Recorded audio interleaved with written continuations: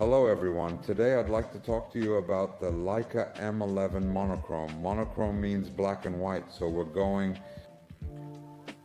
black and white.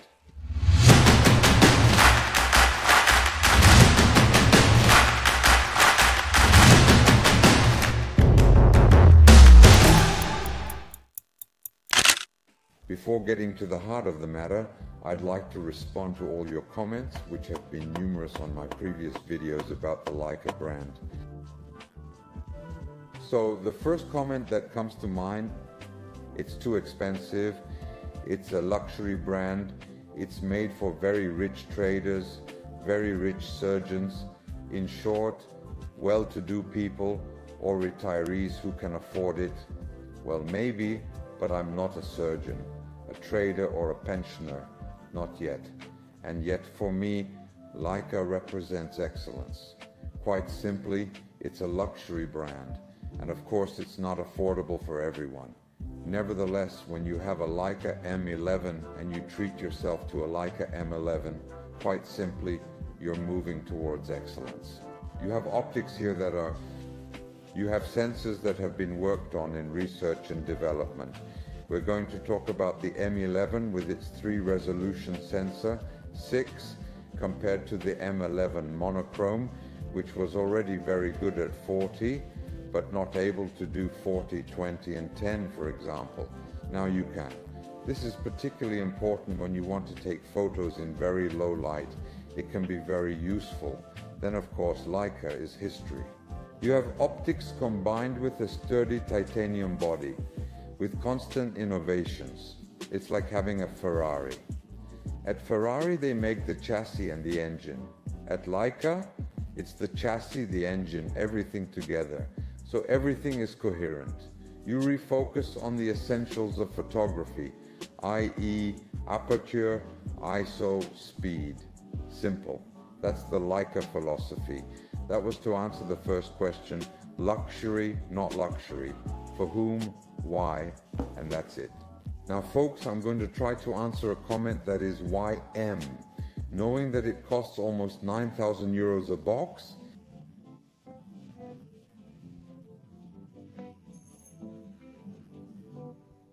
€3,000, €4,000, €5,000, even more for an optic. So why are you going to pay 15,000, 12,000, 13,000 euros for a housing when, for example, monochrome only does black and white? There's no autofocus. If you buy a Sony CR-V, for example, embedded with incredible intelligence, you're going to be with an optic, come on, 4,005 the body, you add 2,005 an optic at 7,000 euros. So by half you have a more technologically advanced combo. Leica's philosophy is the famous rangefinder. Here you take an M11, you aim at your brain frame with this eye, and with that eye you watch what happens. Unlike a body that would have a Sony, for example, which I use, you're like that, and so you look there. You're looking through a viewfinder, and there you don't see what's happening on the side. And that's it. The rangefinder and telemetry philosophy was invented by Leica, who are the best at it. Remember, you're looking through green. It's not like our friends at Fuji, which is also on the side, so you can do that too. But that's just a small screen replica of what's going on here. As proof, amateur or seasoned photographers will understand me very well.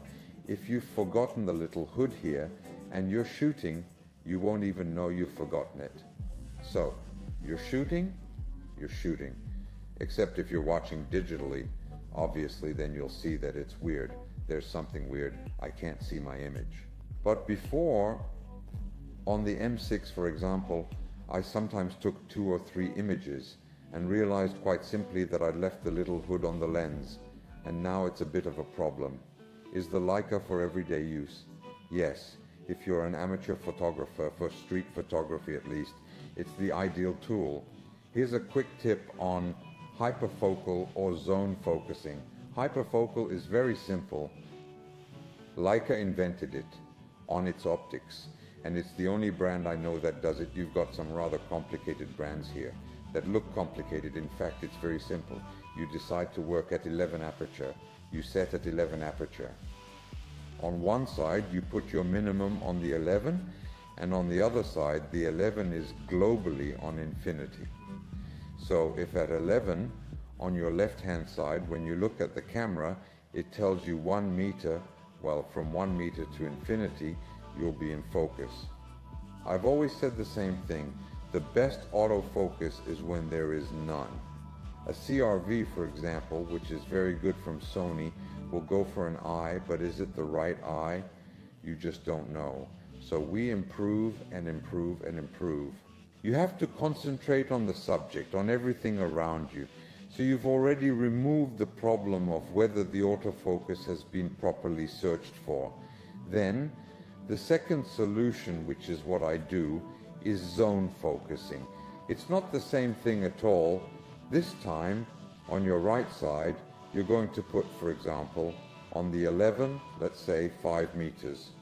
And you'll see that on the left side of the barrel, you'll see, for example, 70 centimeters. Well, from 70 to 5 meters in front of you, all the people who are going to enter that zone, you know they're clear. And what's even more interesting is that the people after them are blurred. So you can blur to 11. Yes, it's called zone focusing. It lets you focus on people's eyes, people's attitudes, what's going on in your image, and you can even make a hips frame. Me, I often prefer to do this, i.e. I let it hang here, than having it in your hand. Why not? Because when you let it hang, you look like a tourist. If you've got Birkenstocks and a bob, you're a German tourist if you like, but in any case, you're no longer counted as a tourist. But if you've got it in your hand and you're doing this, for example, then it starts to become a problem, because everyone's going to wonder why he's taking photos and so on. So either you go into stealth mode or you approach people. Why not?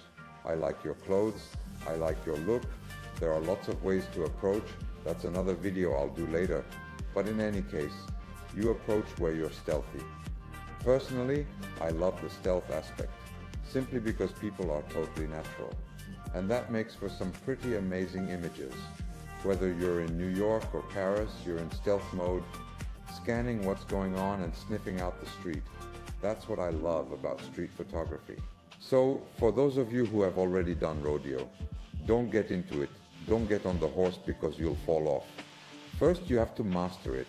To master it is to make mistakes. You go out, you try, you watch master classes. There are plenty on YouTube. And you test, you make mistakes. Me, sometimes I just try my zone, focusing on posts and stakes in the street.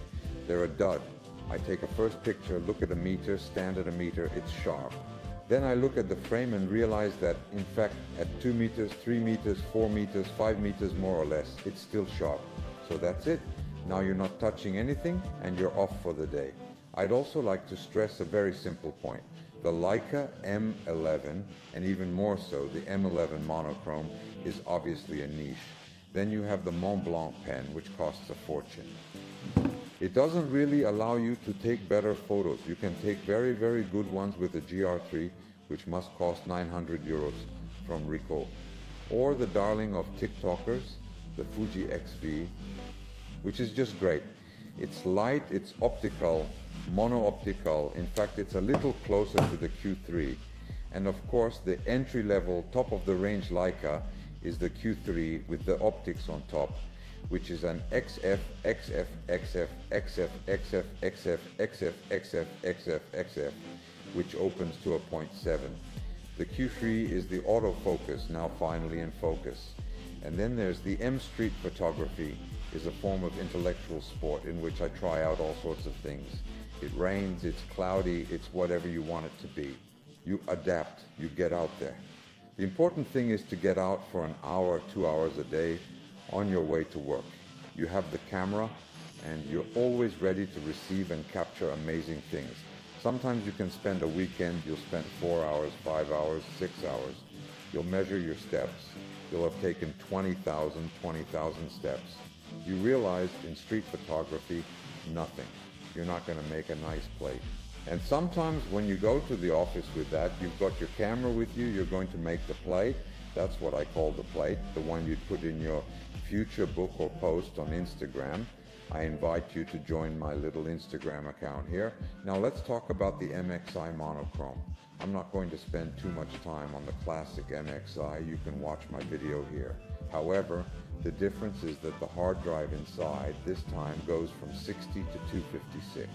It's a real game changer for me. We're moving from a color MXE sensor to a monochrome MXE. The color layer has been removed. Moral of the story, quite simply, it only does black, white, and gray. With all the shades of gray, you're not going from color to black and white. Here you have an incomparable palette of grays, and you have sharpness. When you have the color layer, there's a kind of quotation mark blur. It's not that at all, but the veil, so to speak. When you compare a black and white image made with a color MXI and a monochrome MXI, there's a side that looks like it's been cleaned up. It's limpid, it's clear. So, the monochrome MXI, for those who really only want to do black and white, it may be a niche, but it's the only tool out there. Then of course Pentax has just released something, but it's PSC, so it's full format, not at all in the same category. Then yes, it has a sapphire green. It can go up to 200 milliso. Personally, I've tested going up to 200 milliso. Who goes up to 200 milliso? So, we're names. Because when I'm at 12,005, 12,008, 25,000, that's it. 200,000, I don't know. For me, it's all mush, no matter what. So, with the color MX up to 12,005, it's not bad. After that, you have to work on the image a bit. With monochrome, there's no need to worry. 12,005, 25,000, you don't have noise, you have a kind of grain. For those of you who knew silver, it's a bit like Trix 400, 800 milliso, which we all loved, because it gives it that cinematic feel. It's the difference between a Sony screen that you put in cinema mode and a Samsung. On the one hand, it tears your eye out, which I don't like at all. On the other hand, you have a cinema side. It's exactly the same thing. You have this clean, soft, very weird feeling. For me, the only sensation I've ever experienced like that was with a medium format Hasselblad. So we're working in a different category here. Next, this is very personal, but I'd like to share it with you. When you're out and about, you spend a lot of time in the rain, the sun, and the heat. And when the photo jumps out at you right in front of you personally, if I have a monochrome 60 million, I make good ones because I know I've got the plate and I could make enlargements. I've been on pro vacations with just the little GR3, which I love, and I can do enlargements. Enlargements, that's it, with really incredible latitude in blacks, whites, and grays. I wanted to thank Acre Village Royale, the Beavers. It's always very strange to say the Beavers. It makes me laugh. But in the meantime, they lent it to me for a day, and I'm going to show you a few images I made a bit quickly on the sly with all the good stuff I've just told you about. I had to return it after 24 hours. 24 hours is a short time. It's a box you really want to have with you for a long time. Personally, I'm starting to really feel my way around a color M11 or a monochrome M11, bearing in mind that I have a color Q3. They're very good at ICA because you really want a Q3 because it's such a pleasure to use. And the M11 monochrome, which is a real niche because you want to touch the best. You'll see it on my Instagram. I still do a lot of black and white street photography. Well, you'll have to cut it out because the light just went out behind me. It took me a while, but it was worth it. See you soon. Ciao.